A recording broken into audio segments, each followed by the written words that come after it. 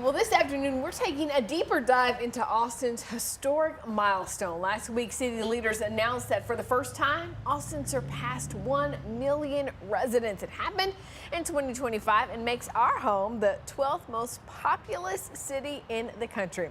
City demographer Lila Valencia is here to talk with us about what is driving that growth. Thank you so much for taking some time to talk with us. Yeah, thanks for having me. You know, your job as the city demographer is to not only track how many people are coming in, but who's coming in. What can you tell us about the 1 million people who now call Austin home?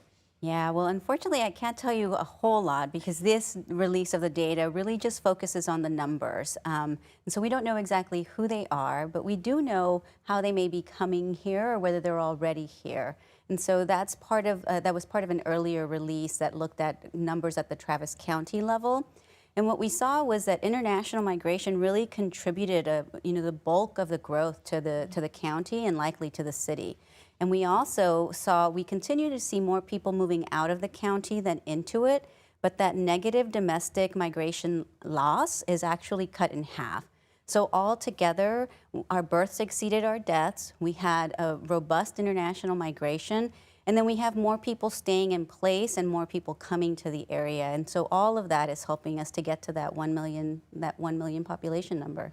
You know, obviously we see, when you go back and look at the history of the population of Austin, I always think it's interesting that every 10 to 20 years or so, the population doubles in the city. And it's done that repeatedly. What do you think brings so many people to Austin?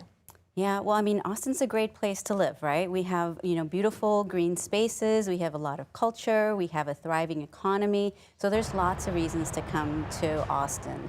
I think, in the data, what we're seeing is that we are seeing sort of the increase in job growth that we, more than outpace sort of projections, and then housing affordability, both in terms of rent prices and median home prices. Those may be things that may be contributing to how people can come, how many more people can come here from other parts of the country and other parts of Texas, but also how many Austin residents are able to stay in the city. Yeah, when you particularly look at those birth rates versus the death rates, that could be good news for our schools, right? It could, yes. Our child population has been struggling, and we don't have that information in these numbers. We'll have more of that in June, so we'll be able to take a closer look at, whether that growth is being seen across all ages, across all sexes, and across, our different race and ethnicity groups. But right now, what we know is that we're one of 12 cities that's over 1 million.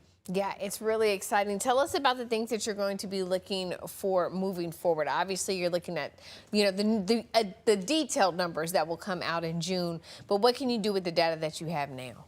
Yeah, so one of the things that we are looking at, it's a great milestone that we've reached, but it really bears out findings that we have been seeing in the demographics and data division at Austin Planning since 2020. And so, while we agree with the rates of growth that we've been seeing since 2020, our biggest difference in our numbers from the Census Bureau are from that 2020 decennial census figure. We estimate that we were undercounted by about 40,000 residents, including about 800 young children, ages 0 to 4.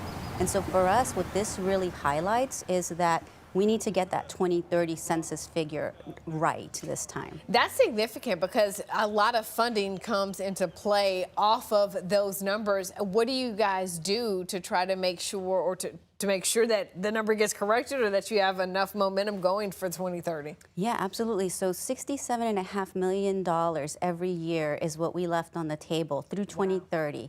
And so what we're doing now is really making sure that the Census Bureau has, an accurate housing count for Austin, that it has all of our addresses, because that's what really builds the universe of who gets invited to participate in the census. Yeah, and we definitely want all the money that the city can get.